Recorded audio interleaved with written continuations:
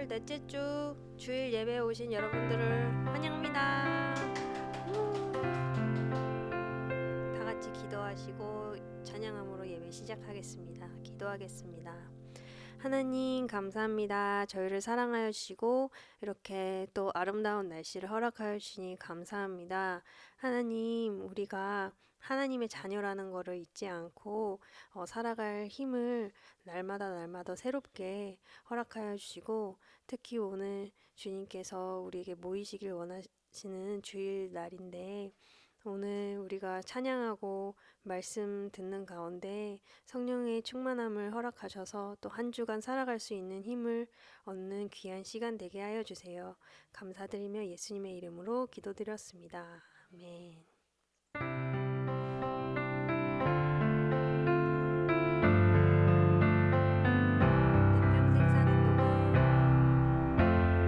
내 평생 사는 동안 주 찬양하리. 여호와 하나님 내 주를 찬양하리. 주님을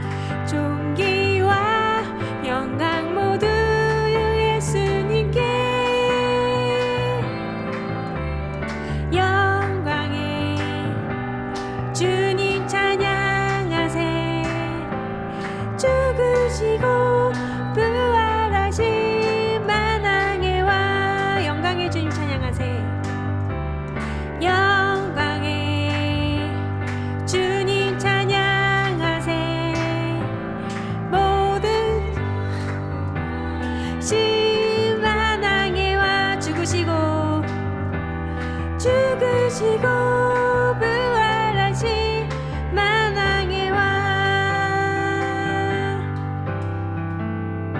함께 오늘 나누고 싶은 이야기가 있는데요. 제가 일주일 동안 아빠랑 독일 출장을 다녀왔어요. 아버지가 기기 쪽에 종사하셔가지고 기기 공구 전시회도 갔다 오고 되게 대형 공장들도 4곳 갔다 왔거든요. 네, 같이 동행한 한국 사장님들하고 한국 사장님 자제분들 계셨는데 좀 위축되는 거예요. 왜냐면은 그들은 뭐 영국 7년 동안 뭐 유학 갔다 와서 막 다 컨퍼런스 같은 걸 다 영어로 하니까 다 유창하게 알아듣고 또 돈도 되게 많으시고 기계도 엄청 많이 사서 완전 VVIP여서 독일 사람들이 엄청 굽신굽신하는 거예요. 완전 왕대접 해주고. 근데 저랑 아빠는 그 VVIP 사장님의 초청을 받아서 같이 동행한 거라서 아빠도 저한테 막 우리 너무 서민 같냐? 막 이런 얘기를 하시더라고요.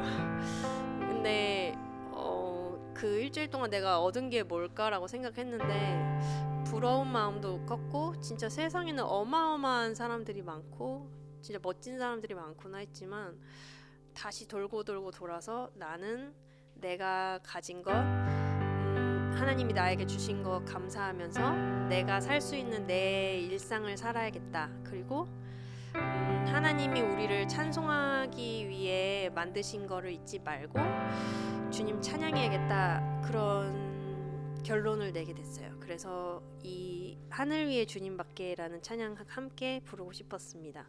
우리가 다른 거 자랑할 건 없지만 주님이 나의 힘이시고 주님이 나의 능력 되신다는 것에 감사하면서 우리 함께 이 찬양 부르도록 하겠습니다.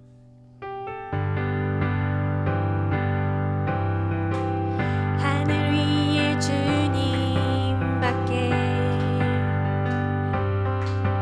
내가 사모할 자 이 세상에 없네. 내 맘과 힘은 믿을 수 없네. 오직 한 가지 그 진리를 믿네. 주는 나의 힘이요 주는 나의 힘이요 주는 나의 힘이요 영원히 주를 의지하리. 주는 나의 힘이요 주는 나의 힘이요 주는 나의 힘이요 영원히 주를 의지하리. 영원히 하늘 위에 주님밖에 하늘 위에 주님밖에 내가 사모할 자 이 세상에 없네. 내 맘과 힘은 믿을 수 없네. 오직 한 가지 그 진리를 믿네. 주는 나의 힘이요 주는 나의 힘이요 주는 나의 힘이요 영원히 주를 의지하리. 주는 나의 힘이요 주는 나의 힘이요 주는 나의 힘이요 영원히 주를 의지하리. 영원히 우리 마음을 다해 주는 나의 주님만이 저의 힘이라는 것을 고백하길 원합니다. 힘이요 주는 나의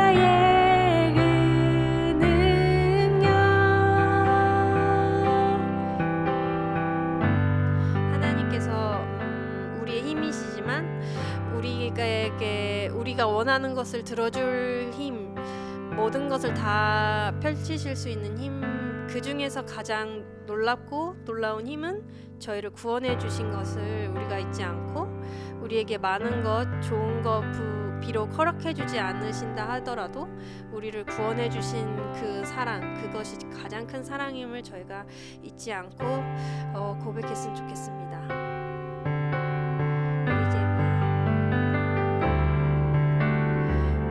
우리 죄 위에 죽으신 주, 십자가 그 사랑 감사네. 날마다 주의 형상대로 변화되리라. 십자가 우릴 새롭게 하리. 우리 죄 위에 죽으신 주, 십자가 그 사랑 감사네. 날마다 주의 형상대로 변화되리라. 십자가 우릴 새롭게 하리. 놀라운 사랑, 놀라운 사랑 찬양하리라. 우리를 위해 생명 주셨네. 놀라운 사랑 찬양하리라. 십자가의 그 능력, 십자가의 그 능력. 놀라운 사랑, 놀라운 사랑 찬양하리라. 우리를 위해 생명 주셨네. 놀라운 사랑 찬양하리라. 십자가의 그 능력, 십자가의 그 능력. 목마른 나의 영혼, 목마른 나의 영혼 주를 부르니 나의 맘 만져주소서. 주님만을 원합니다. 더 원합니다. 나의 맘 만져주소서. 주께 가까이, 주께 가까이 날 이끄소서. 간절히 주님만을 원합니다. 채워주소서. 주의 사랑은 진정한 찬양 드릴 수 있도록. 주께 가까이, 주께 가까이 날 이끄소서. 간절히 주님만을 원합니다. 채워주소서. 주의 사랑은 진정한 찬양 드릴 수 있도록. 목마른 나의 영혼 주를 부르니 나의 맘 만져주소서. 주님만을 원합니다. 더 원합니다. 나의 맘 만져주소서. 우리 잠시 동안 예배를 위해, 그리고 우리가 주님만을 원한다고 이 시간 주님만을 원하는 그런 예배 드릴 수 있도록 함께 해달라고 기도하는 시간 잠시 갖도록 하겠습니다.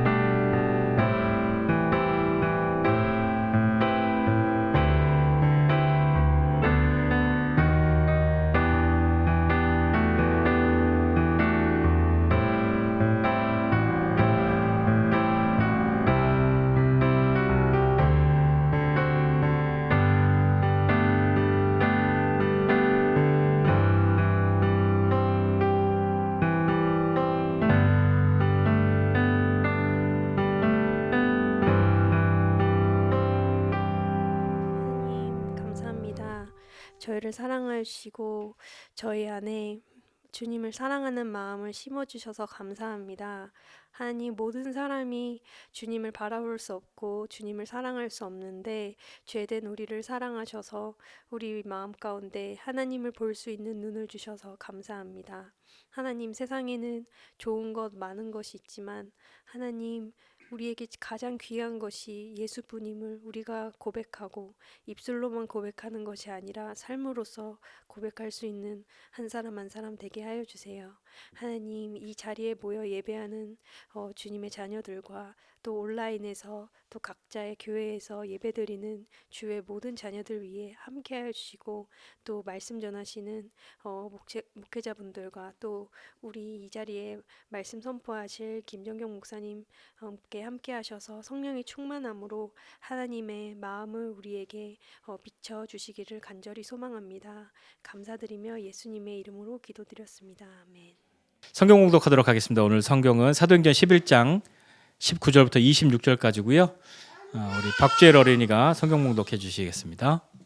그때 스데반의 이로 일어난 환난으로 말미암아 흩어진 자들이 베니게와 구브로와 안디옥까지 이르러 유대인에게 말씀을 전하는데 그 중에 구브로와 구레네 몇 사람이 안디옥에 이르러 헬라인에게도 말하여 주 예수를 전파하니 주의 손이 그들과 함께 하심에 수많은 사람들이 믿고 주께 돌아오더라. 예루살렘 교회가 이 사람들의 소문을 듣고 바나바를 안디옥까지 보내니 그가 이르러 하나님의 은혜를 보고 기뻐하여 모든 사람에게 굳건한 마음으로 주와 함께 머물러 있으라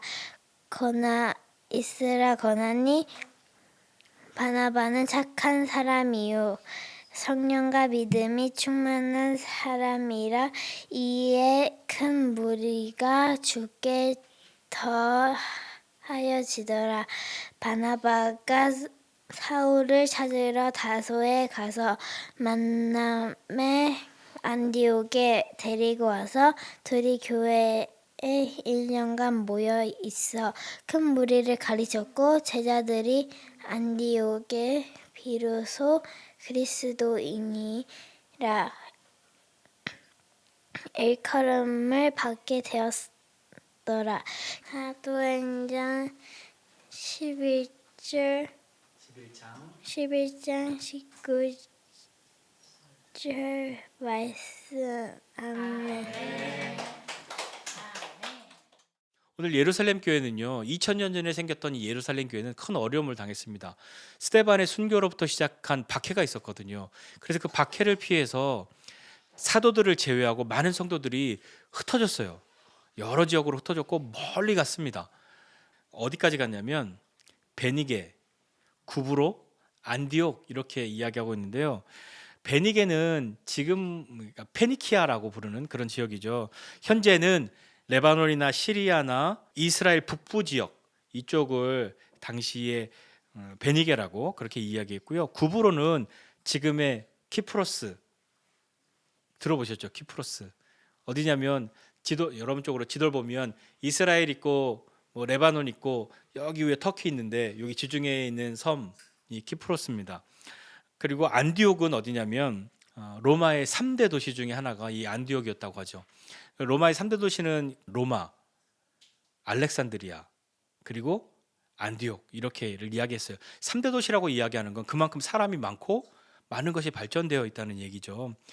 지금 이 안디옥은 어디냐면 터키라고 안 하죠. 튀르키예의 남쪽에 있는 안타키아라고 하는 그런 도시쯤 된다고 합니다. 안 가봤어요. 우리 나중에 튀르키예도 가봐야 되는데 여하튼 이 흩어진 성도들은요 박해를 피해서 흩어졌잖아요. 자기가 원해서 먼 곳으로 간 것이 아니라 박해를 피해서 혹은 쫓겨나서 다른 곳으로 흩어졌단 말입니다. 흩어진 성도들은요 흩어져서도 복음을 전했는데 이 사람들은 유대인들에게만 복음을 전했어요. 왜 유대인들에게만 복음을 전했을까요? 이들의 마음속에는 하나님은 유대인의 하나님이고 구원은 유대인에게만 있지 하나님 우리를 선택하셨잖아 라고 하는 이 마음이 여전히 뿌리 깊이 있는 거죠. 그러나 예수님 뭐라고 말씀하셨습니까? 예루살렘과 온 유대와 사마리아 땅끝까지 이르러 내 증인이 되라 이렇게 말씀하셨고요. 앞서서 뭐 빌립이 에티오피아 내시에게 복음을 전하였던 것이나 아니면 베드로가 환상 가운데 자기에게 어떤 하나님이 말씀하신 것을 깨닫고 로마 사람인 고넬료에게 복음을 전한 일들을 통해서 이방인들에게도 복음을 전하기 시작하죠. 그것을 위해서 사도 바울을 이 사울을 예수님이 부르시지 않습니까? 이방인을 위한 이 사도로 복음을 전하는 사람으로 사울을 세우게 되는데요. 이렇게 흩어져 있는 여러 지역 가운데에서도 오늘 성경 보니까 구브로와 구레네 사람 중에 몇 살? 구레네는 또 어디냐면 구레네 어디서 들어봤죠? 구레네 사람 유명한 사람 하나 있잖아요. 시몬. 왜 예수님이 십자가를 지고 가실 때 예수님이 십자가를 지는 것을 감당을 못하니까 로마 병정이 너 일로 와, 너 힘세 보이는데 너 이거 같이 들어 해서 왔던 십자가를 지었던 구레네 사람 시몬이 있습니다.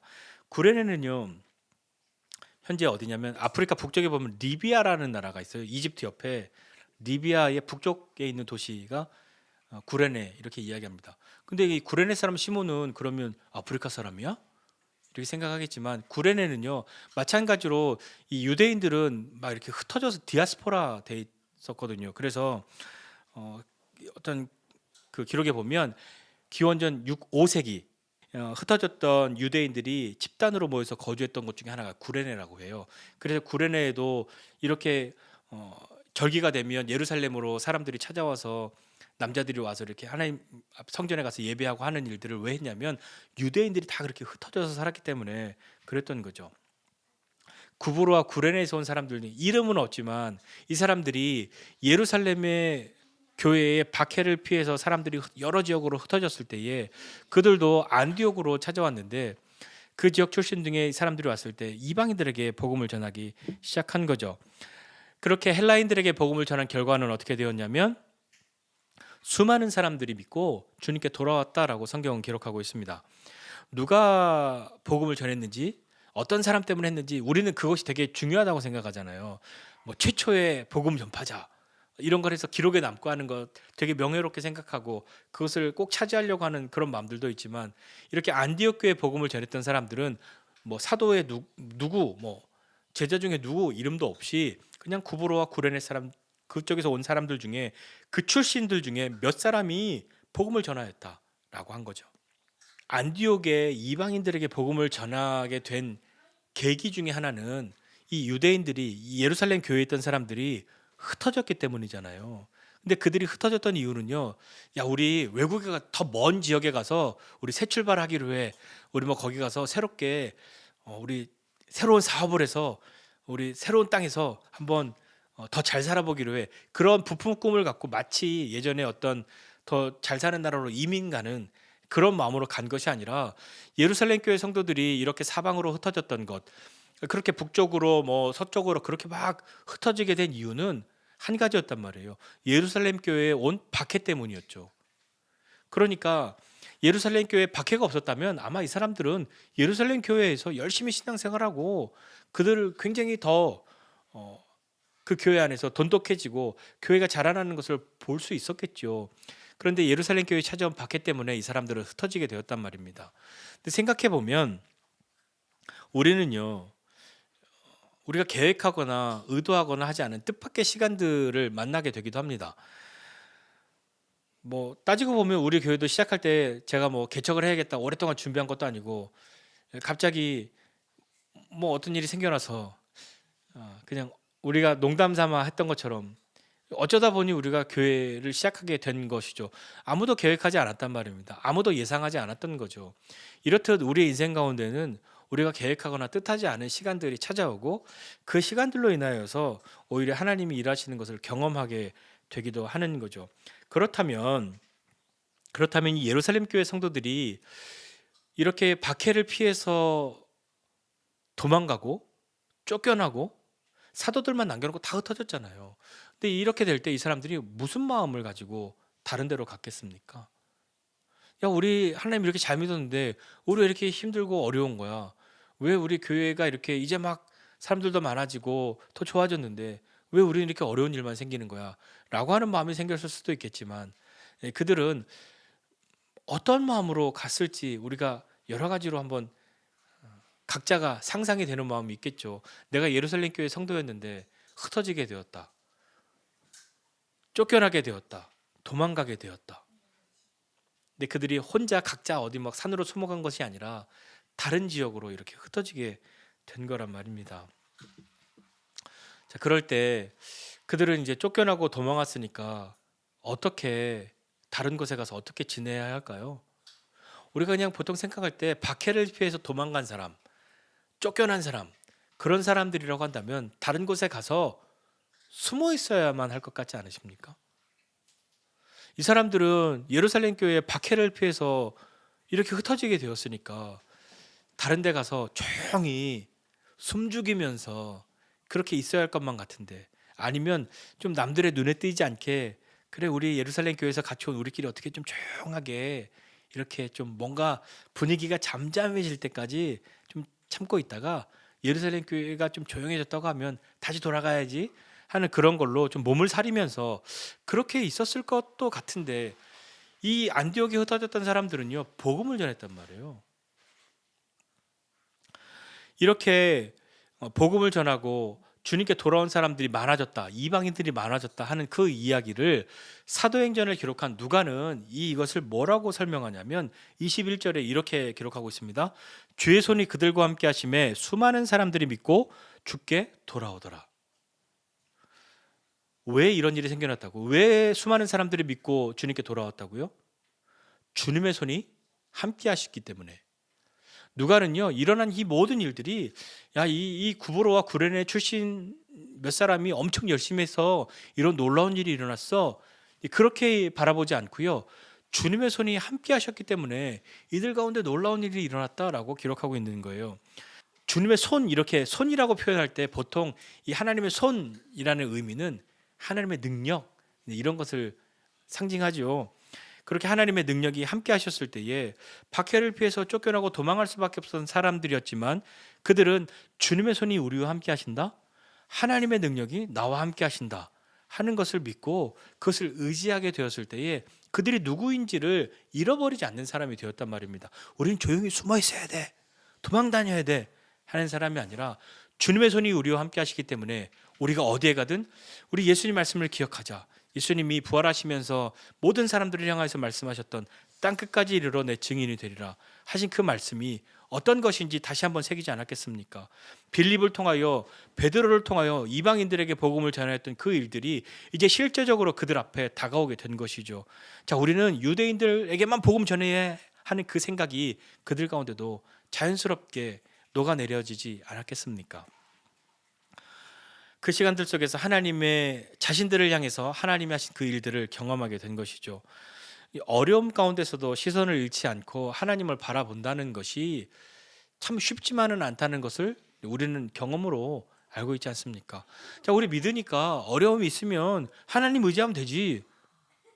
그러니까 어려운 가운데 있는 사람들에게도 하나님 의지하라고 그렇게 말해주잖아요. 그런데 우리가 나에게 어려움이 찾아오면 어떻게 하십니까?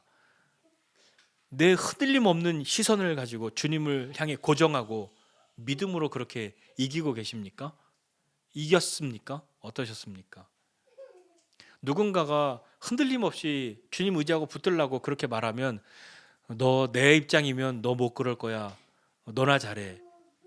그런 마음, 그런 말을 막 하고 싶은 그런 때도 있지 않았습니까?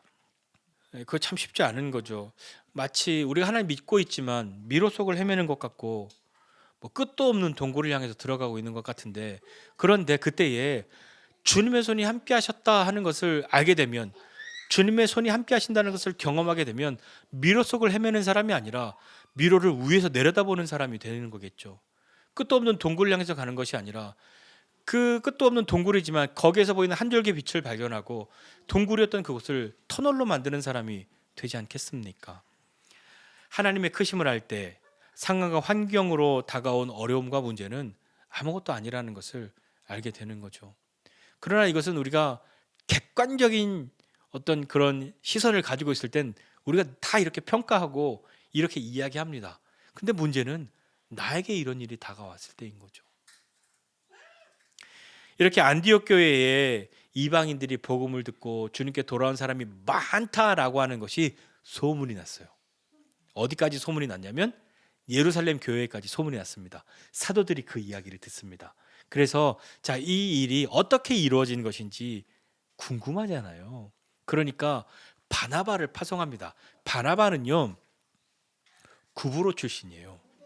근데 이 안디옥 교회에 이 박해를 피해서 온 사람들 중에 이 출신들이 어디가 많았다고요? 구브로, 뭐 베니게 이런 사람들 이쪽 지역으로 막 흩어졌잖아요. 근데 이 구브로 출신인 이 바나바는 그 이름의 뜻이 위로의 아들이에요. 위로의 아들. 바나바는 또한 우리가 아까 말씀에서 읽은 것처럼 바나바는 착한 사람이고 성령과 믿음이 충만한 사람이라고 그렇게 말하고 있죠. 우리 몇 주 전에 초대교회의 7집사를 선택할 때, 그들을 택할 때 기준이 있었잖아요. 기준이 뭐였죠? 너희 가운데 성령과 지혜가 충만하여 사람들에게 칭찬을 받는 사람 7을 택하라, 그렇게 이야기하지 않았습니까? 이 바나바는요, 착한 사람이었어요. 그리고 성령과 믿음이 충만한 사람이라고 이야기를 하고 있죠. 바나바는 그렇게 안디옥 교회에 온 거죠. 예루살렘으로부터 안디옥 교회에 딱 왔는데 성령에 충만한 이 바나바가 안디옥 교회에서 일어난 일을 바라보니까 단번에 알 수 있었던 거죠. 이게 어떻게 일어난 일이라는 걸. 이게 우리가 염려하고 걱정하고 막 그래야 될 일이 아니라 이 안디옥 교회에 일어난 일이 어떻게 생겨난 것인지 바나바는 알 수 있었단 말이에요. 하나님의 은혜로 이 일이 이루어진 것을 보고 그가 기뻐하였다라고 성경이 기록하고 있지 않습니까? 바나바도 사실 오면서 궁금했을 겁니다. 어떻게 그렇게 많은 이방인들이 교회에 왔지? 어떻게 그렇게 복음을 전할 수 있게 되었지? 그들이 어떻게 믿었지? 궁금하기도 하고 막 그랬을 거 아니에요. 그런데 와서 누가 설명해 주거나 뭐 그런 것이 아니라 와서 그냥 보니까 그 모든 자신의 궁금했던 것이나 일어나고 있는 모든 일들이 그냥 다 이해가 된 거죠. 하나님의 은혜요, 하나님의 역사인 것, 주님의 손이 하셨다는 것을 분명하게 알게 된 겁니다. 바나바는 그 일로 기뻐하였고요.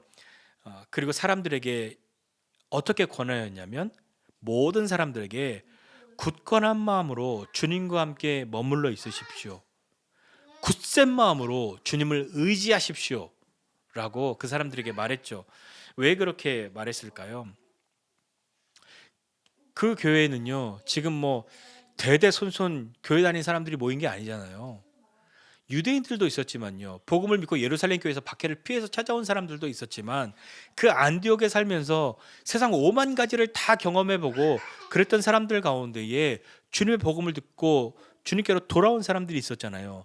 그렇다면 그들은 바로 직전까지 하나님도 몰랐고 예수님도 몰랐고 믿지 않았던 사람들이란 말입니다. 다른 이방신들을 섬겼던 사람들이기 때문에 그들이 가지고 있는 몸에 밴 어떤 습성들이 있었겠죠.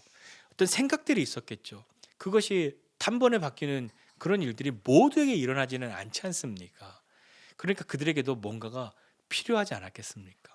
뭐가 필요했을까요? 우리가 예수 믿기로 결심하고 교회에 찾아온 사람이 그날로 엄청난 믿음의 사람이 됩니까? 그렇지는 않죠. 그런 일은 아예 없다고 말하면 또 안 되니까 정말 드물지 않습니까? 그러니까 바나바가 그들에게 말한 것은 굳센 마음으로 주님을 붙들라. 굳은 마음으로 주님을 의지하라. 그렇게 이야기하면서 주의 말씀을 가르치고 그들을 양육하기 시작한 겁니다. 바나바는요. 근데 이 큰 무리들을 양육하고 가르치다 보니까 조금 버거운 그런 걸 느꼈던 것 같아요. 왜냐하면 그들이 이미 뭐 오랫동안 예수님을 믿으며 따라온 믿음의 사람들이 아니었으니까 쉽지 않았겠죠. 그래서 바나바는 이대로 두면 어려움이 있을 수 있다는 것을 이미 예상했어요. 왜냐하면 그도 이미 경험했거든요. 예루살렘 교회도요, 큰 부흥이 있었고 성령의 역사가 있었지만 예루살렘 교회 안팎으로 어려움이 있지 않았습니까? 공동체 안에도 어려움이 찾아왔었단 말이에요. 모든 사람들이 다 그렇게 성령이 충만한 사람들이 아니었기 때문에 속이기도 하고, 그것 때문에 공동체가 어려움을 겪지 않았습니까? 그 모든 것을 경험했으니 바나바도 이 안디옥 교회를 향해서 무엇을 해야 할지를 알고 있었던 거죠. 그러니까 바나바는 이거 나 혼자는 안 되겠다 하는 것을 알았단 말입니다. 바나바가 누구를 떠올렸냐면 사울, 우리가 바울이라 알고 있는 사울을 떠올렸죠. 그 사울을 만나러 갑니다. 사울은 다소로 만나러 갔다 이렇게 기록하고 있는데 길리기아 지역의 다소예요. 지금의 투르키의 남쪽에 있는 그 다소라는 그곳이 바울의 고향이거든요. 근데 바울을 만나러 왜 거기로 갔냐? 앞서서 사도행전을 보면 사도행전에 스데반이 선교할 때 바울이 등장하고 다메섹 도상에서 예수님을 만나는 바울이 나오고 그 바울이 유대인들을 만나기 시작하잖아요. 그런데 유대인들이 바울을 어떻게 생각했냐면 바울을 어떻게 믿어? 방금 전까지 불과 어제까지 내 형제를 잡아간 사람이고 그들을 잡아 죽인 사람인데 그를 어떻게 믿어? 저거 쇼일지도 몰라. 우리를 다 잡으려고 하는 계략일지도 몰라. 그런 마음이 의심이 들었던 거죠. 그러니까 어떤 사람들은 우리 바울을 죽여버립시다. 그렇게 계략을 짜고 바울을 죽일 계획을 가지고 죽이려고 했어요. 근데 그걸 알고 다른 사람들이 바울을 광주리에 담아서 성벽에서 내려가지고 탈출시켜 주잖아요. 그래서 예루살렘으로 돌아온단 말이에요. 예루살렘으로 돌아와서 바울은 제자들을 만나고 싶었어요. 예수님의 제자들을 만나고 싶었는데 예루살렘에 있는 제자들도 바울을 어떻게 믿어? 바울이 얼마 전에 스데반이 순교할 때 스데반을 돌 맞아 죽는 게 마땅하다 하고 그가 예수 믿는 사람들을 잡아 죽일 권리를 달라고 제사장들에게 요구하여서 우리 믿는 형제 자매들을 잡아다가 핍박한 사람인데 바울이 우리를 만나려고 한다고? 이거 분명히 속임수야. 그렇게 생각했단 말이에요. 사도들도 만나주지 않았어요. 근데 그때에 바나바가 사도들을 찾아가서 이야기합니다. 사울이 이런 일이 있었어. 다메섹 도상에서 이런 일이 있었고 그가 예수님을 거기서 만났고 이렇게 일이 생겨서 그가 담대하게 예수님은 주님이라고 예수의 이름으로 담대히 말하는 이 사람이 되었다고 이야기해주고 난 다음에서야 이 바울은 제자들을 만나고 사도들을 만나기 시작했단 말이에요. 그러고 나니까 헬라파 유대인들이 열받는 거죠. 바울 저거 뭐야? 우리 편인 줄 알았는데 예수 믿는 저 당에 들어갔네? 사울을 죽여야겠어. 저건 믿지 못해. 그러니까 그때 사울의 고향인 다소로 피난시킨 거예요. 그렇게 시간이 지났죠. 사울이 자기의 고향으로 도망간 지 학자들에 따라서 의견이 약간 다르기는 한데 어떤 사람은 7, 8년쯤 됐을 것이다. 어떤 사람들은 한 10여 년쯤 됐을 것이다. 어떤 사람들은 아니야 한 2, 3, 4년 됐을 걸? 막 이렇게 서로 이런 것들을 들어서 막 이만큼 됐을 거다라고 이야기합니다. 그러니까 적어도 사울이라고 얘기하든 바울이라고 얘기하든 똑같은 사람이에요. 사울이 다소로 이렇게 피난 간 지 적어도 몇 년이 흐른 그 시점에서 사울은 자기 고향 다소에서 뭘 했을까요? 어떻게 지내고 있었을까요?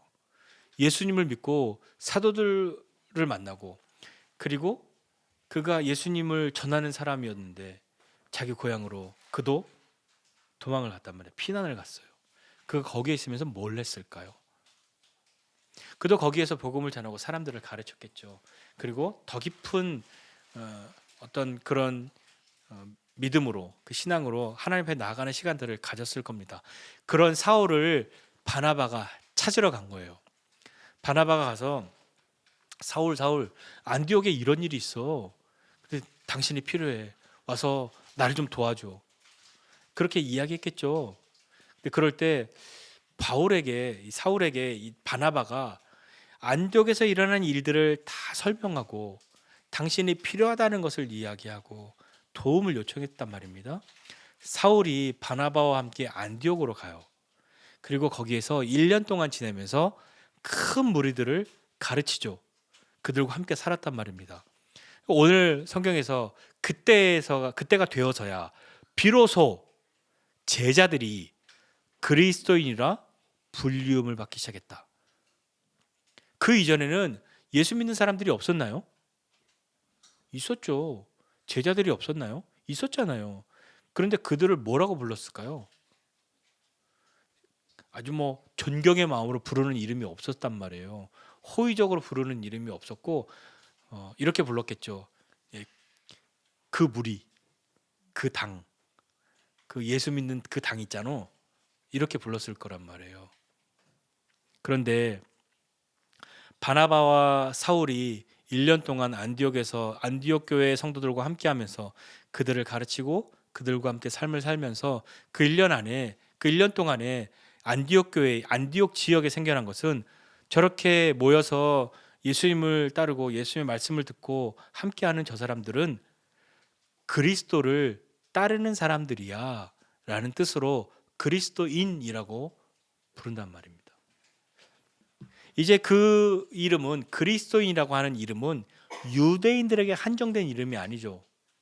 그가 유대인이든 이방인이든 상관없이 그리스도를 따르는 사람, 그리스도의 제자인 사람, 그리스도로 삶의 방향과 방식을 바꾼 사람, 그 사람들을 그리스도인이라고 불렀단 말입니다. 그리스도인이라고 하는 것, 그리스도를 따르는 사람이라고 하는 말을 처음 들었던 그 2000년 전에 그 안디옥 교회 성도들의 마음은 어떤 마음이었을까요? 어떻게 생각하십니까? 이 예루살렘 교회의 박해를 피해서 안디옥으로 도망왔어요. 그런데 한 1년여쯤 지났는데 이 안디옥의 사람들이 우리를 그리스도인이야? 이렇게 부르기 시작했단 말이에요. 이 사람들의 마음속에는 그 이름이 어떤 이름으로 들렸을까요? 되게 불명예스러운 말로 들렸을까요? 저 예수 믿는 사람들, 우리가 지금 어떤 흉을 보는 사람들의 그런 것처럼 저것들 하는 그런 의미로 다가왔을까요? 아니면 비록 박해를 피해서 쫓겨오고 도망왔으나 조용히 그냥 아무것도 안 하고 숨죽이면서 숨어 있는 사람들이라는 그런 의미로 받아들였을까요? 어떤 의미였을까요? 그리스도인이라는 것이. 그들은 예수님을 믿는 사람으로 예수님을 따르는 그 제자로서의 삶을 살기 시작한 거죠. 이전과는 분명히 달랐기 때문에 사람들이 그들을 다르게 부르기 시작했단 말입니다. 단지 그들의 삶의 방식, 어떤 스타일만 바꿨기 때문일까요? 옷을 교회 다니는 교회 옷 이런 걸 입었기 때문에 그리스도인 이렇게 부르기 시작한 거일까요? 그건 아닐 거란 말이에요. 분명히 저 사람들은 이전과는 달라. 우리와도 좀 달라. 하는 그런 마음으로 그들을 그리스도인이라 부르기 시작하는 거죠. 단지 새로운 어떤 유행이야. 이렇게 교회 다니는 게 요즘에 유행이래. 그래서 교회를 다니기 시작했기 때문에 그들을 그리스도인으로 불러준 것이 아니라 자신의 삶을 근본적으로 새롭게 한 어떤 그런 것이 있기 때문에 방식이 바뀌는 거죠. 이 형식을 바꾸는 것은, 모양을 바꾸는 것은 쉬운 일이란 말이에요. 그런데 어떤 내면의 근본적인 변화 없이 껍데기만 바꾸는 건 오래가지 못하잖아요. 어느 날 공부 안 하던 학생이 공부를 하기 시작합니다. 미친 듯이 공부를 하기 시작해요. 그런 학생이 있다면 둘 중에 하나인 거죠. 근본적으로 어떠한 변화가 찾아왔기 때문에 왜 공부해야 되는지를 깨달았다 하는 친구가 공부하는 것과 요즘 애들이 다 공부해. 나도 한번 해볼까? 이게 요새 유행이야. 하고 하는 그 친구와 지속하는 힘이 다르겠죠. 우리도 마찬가지입니다. 내면의 변화 없이 형식을 바꾸는 것으로는 한계가 있는 거죠. 1년의 시간 동안 안디옥에서 복음을 듣고 비로소라는 그 말이 굉장히 다가온단 말이에요. 비로소, 마침내 그들이 그리스도인이라고 불리우기 시작했던 거죠. 그 사람들에게도요, 예수 믿고 바로 그리스도인이라고 불리우지 않았어요.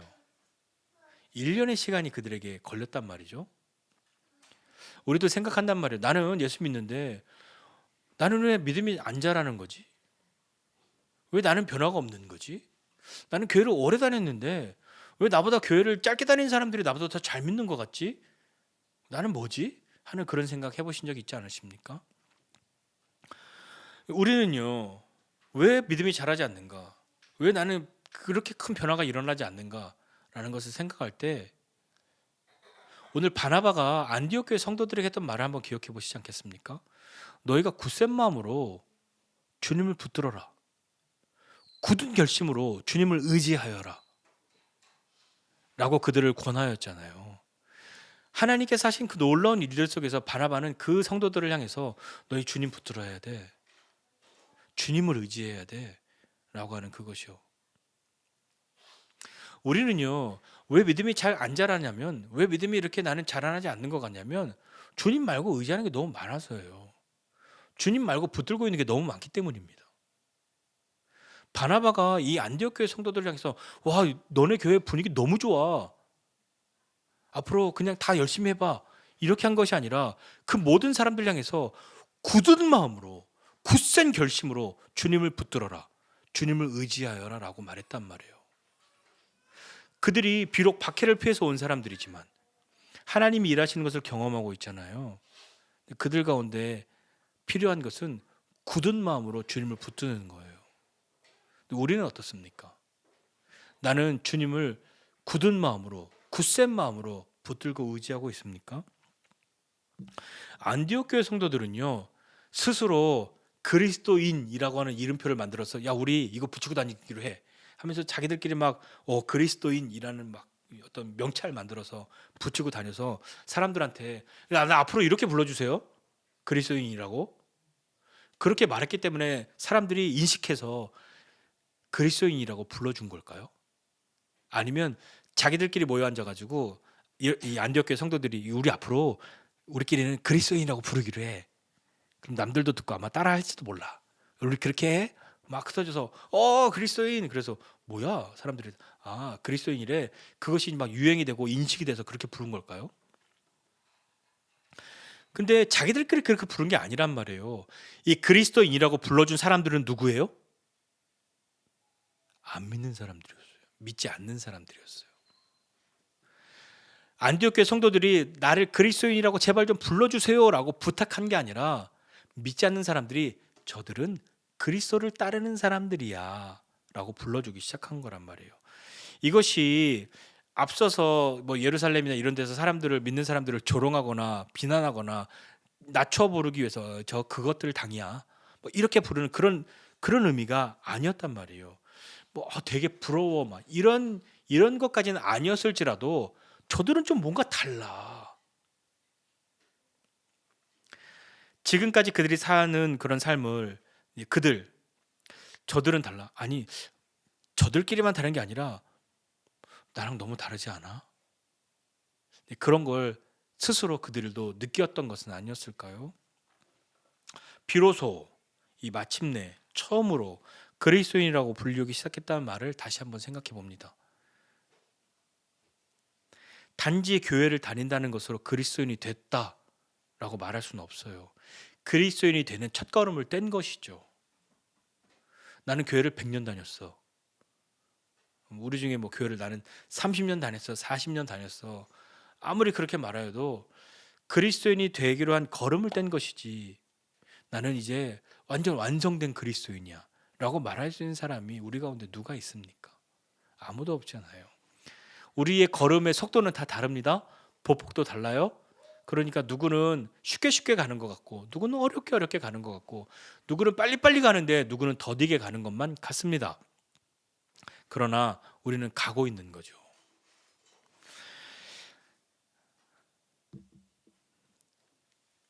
제자들은 여기는 그냥 제자들이에요. 제자. 그냥 안디옥 교회에 속한 사람들 정도가 아니라 제자들은 비로소 그리스도인이라고 불리우기 시작한 거예요. 그러니까 교회 다니기 오늘 나 교회 등록했어 이러면서 난 그리스도인이야. 그런 마음은 격려할 수 있는 마음이지만 믿지 않는 사람들에게 저들은 그리스도인이야 라고 말한 사람들은 제자들이었단 말이에요. 자, 우리에게는 나에게는 비로소 그렇게 불리우게 되었다라고 안디옥 교회 성도들도 안디옥 교회의 그 제자들도 그렇게 이야기했는데 우리에게는 비로소라고 말할 수 있는 그런 시간들이 언제였습니까? 어떻게 있습니까? 나는 그리스도인이라고 불리우고 있습니까? 어디 가서 저 예수 믿습니다. 저 교회 다닙니다. 이 말을 하지 않는 한 절대 드러나지 않는 우리의 정체입니까? 어떠십니까? 어디서든지 나는 성도요, 집사요, 권사라고 불리우는 것이 부끄러운 일이 됩니까? 아니면 자랑스러운 일이 되고 있습니까? 저도 예전에 믿지 않는 사람들 있는 그런 그룹에 들어갔을 때 절대로 저를 목사라고는 절대 말하지 않고 심지어 교회 다닌다고도 말하지 않았습니다. 왜냐하면 뭔가 선입견이 있는 것 같아서. 근데 한참 지나고 난 다음에 나중에서야 어떤 그룹에서는 제가 교회 다닌다는 것, 이제 거기에서 멈춘 게 심지어 목사라는 거를 이제 알게 돼서 사람들이 왜 말하지 않았냐고. 그래서 굳이 제가 무슨 그래서 그걸 말할 얘기했는데 어떤 분이 오셔서 역시 그랬군요. 어쩐지 좀 달랐어요.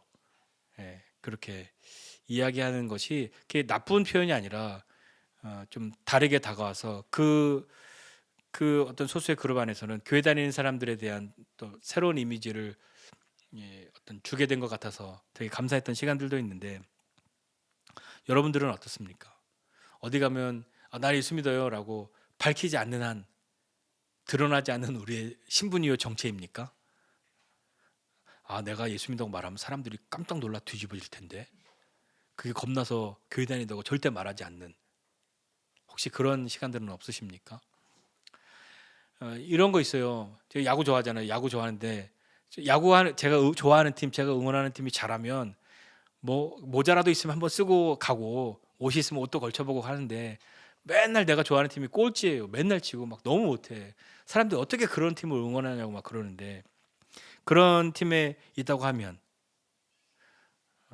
그 팀 선수들이 막 사고치고 막 그래서 이미지도 완전 바닥으로 가 있는데 그 팀 유니폼 입고 막 이렇게 가는 것이 좀 부끄러워질 때가 있죠. 우리에게 혹시 교회가 그런 것입니까? 우리에게 혹시 예수님이 그런 것입니까? 아니면 나 같은 사람이 교회 다닌다고 하면 교회도 욕먹고 예수님도 욕먹어. 그러니까 조용히 날 드러내지 않는 게 효도하는 거야. 그게 착한 일 하는 거야 라고 생각하십니까? 그게 정말 겸손한 걸까요? 그게 정말 정직한 걸까요? 안디옥 교회 성도들은요. 바나바와 사울을 통해서 1년간 함께 배우고 함께 자라났습니다. 그 시간들이 그들에게 필요했단 말이에요. 교회에 발을 들여놓은 사람에서 제자가 되었단 말이에요. 그러니 그들이 그리스도인이라 불리우기 시작하는 것이죠. 처음 그리스도인이라고 불리웠던 그 사람들, 그 교회, 안디옥 교회이지 않습니까? 이 안디옥 교회는요. 오늘 읽은 본문 바로 뒤에 예루살렘 교회가 기근으로 어려움을 당한다고 할 때 그들이 예루살렘 교회를 구제하는 교회가 되었어요. 우리가 떠났던 예루살렘 교회, 우리에게 지도자를 파송해 주었던 예루살렘 교회가 어렵다. 그러한 때에 예루살렘 교회에서 예전에 자기들의 소유를 팔아서 성도들의 필요들을 채워주었던 것처럼 이 제자가 된 그리스도인이 된 이 이방인들이 예루살렘 교회를 위해서 구제하였단 말입니다. 그리고 바울과 바나바를 파송하는 교회가 되었죠. 선교사로요. 안디옥 교회는 그런 교회가 되었습니다. 우리는 어떻습니까? 우리는 그리스도인이라고 불리우는 것이 자랑스럽습니까? 아니면 부끄럽습니까? 어디 가서 나는 예수 믿는 사람이라고 이야기를 꺼냅니까? 아니면 말을 꺼내지 못합니까? 아니면 어디에서든지 내가 예수 믿는다는 걸 절대 들키면 안 되는데, 그러면 완전 개망신인데, 교회도 욕먹고 예수님도 욕먹을 텐데, 완전 나는 진짜 교회 다닐 수 없는 그런 사람인데 라고 생각하셔서 숨기고 계십니까? 우리에게는 비로소 그리스도인이라 불리우게 되었다라는 시간이 우리 인생 가운데 반드시 찾아옵니다. 근데 그렇게 비로소 그리스도인이라 불리우게 된 것이, 저 사람 망나니인 줄 알았는데, 완전 쓰레기인 줄 알았는데 그렇지 않았네 하는 그런 시간으로 다가와야 하지 않겠습니까? 나보다 더 못된 줄 알았는데, 더 못난 사람인 줄 알았는데, 자기만 아는 사람인 줄 알았는데 그런 사람이 아니었네. 역시 나랑 뭔가 좀 달랐어. 그것이 우리에게 찾아와야 하지 않겠습니까? 그러려면 우리에게도 안디옥 교회의 성도들이 시간을 가졌던 것처럼 우리도 자라야 하는 시간이 필요하단 말입니다. 근데 이 자라는 시간은 물리적인 시간으로 다 똑같지 않습니다. 그렇다면 교회를 오래 다닌 사람이 더 높은 신앙을 가지고 있어야 하고, 교회를 오래 다닌 사람이 그 누구보다도 성령과 지혜에 충만하고 칭찬받는 사람이어야 하잖아요. 그러나 그렇지 않지 않습니까? 우리 각자에게 안디옥 교회 성도들이 가졌었던 그 시간들처럼 비로소 그리스도인이라 불리게 되는 그 시간들이 우리에게 있어야 하는데, 그 시간들을 어떻게 가지고 계십니까? 그 시간들을 기대하십니까? 기다리십니까? 그저 일주일에 한번 교회 가는 것으로 충분하십니까? 그렇지 않을 거라고 생각합니다. 개인적으로 신앙의 자라남을 위해서 애쓰지 않는 한 우리가 건강하게 잘 자라나는 것은 결코 쉽지 않습니다. 그 일을 위해서 서로가 존재하는 것이죠. 교회의 리더들이 존재하는 거고, 믿음의 선배들이 존재하는 것이고, 신앙의 동료들이, 믿음의 형제 자매들이 존재하는 것 아닙니까? 서로의 신앙을 격려하고 잘 자라나갈 수 있도록, 그래야 해서 마침내 우리 모두가 어디에서든지 믿는 사람이라고, 그리스도인이라고 나를 좀 제발 불러주세요가 아니라, 그는 예수님 믿는 사람이었구나, 그는 그리스도인이야 하는 것이 우리 가운데에서 겸손한 향기로 흘러갈 수 있는 저와 여러분 모두가 되시기를 주님의 이름으로 축복합니다. 기도하겠습니다. 하나님 아버지, 은혜와 사랑을 감사드립니다. 하나님 우리 한 사람 한 사람에게 베푸시는 주님의 은혜가 크고 크십니다. 하나님, 주님의 도우심을 따라 나가는 믿음의 사람들 다 되도록 도와주시고, 우리가 주의 은혜를 힘입어 믿음으로 나가는 사람들이 되도록 주님 붙들어 주시옵소서. 안디옥 교회 성도들, 그들이 비록 어려움을 피하여, 박해를 피하여 그곳 가운데로 자신들이 원하여 간 것은 아니었을지라도 하나님의 손이 늘 함께 하심으로 어디에 있든 무엇을 하든 함께 하심을 경험하는 믿음의 사람들이 되었는데, 하나님, 우리도 그런 사람 되기 원합니다. 하나님, 우리도 어디에 있든 무엇을 하든 주님의 손이 함께 하셔서 주님께서 하시는 일들을 경험하는 믿음의 사람들 다 되게 하여 주옵소서. 그리하여 우리 인생을 통하여 다른 사람들로 하여금 비로소 그리스도인이라 이렇게 불리울 수 있는 우리의 삶이 되기를 주님 구하오니, 그리스도의 향기가 우리를 통하여 겸손하게 흘러갈 수 있도록 은혜를 더하여 주시옵소서. 이제는 우리 구주 예수 그리스도의 은혜와 하나님 아버지의 크신 사랑과 성령님의 함께하심이 참된 주님의 제자가 되어 주님의 이름을 빛내고자 하는 우리 모두 위에 이제로부터 영원까지 함께 있을지어다.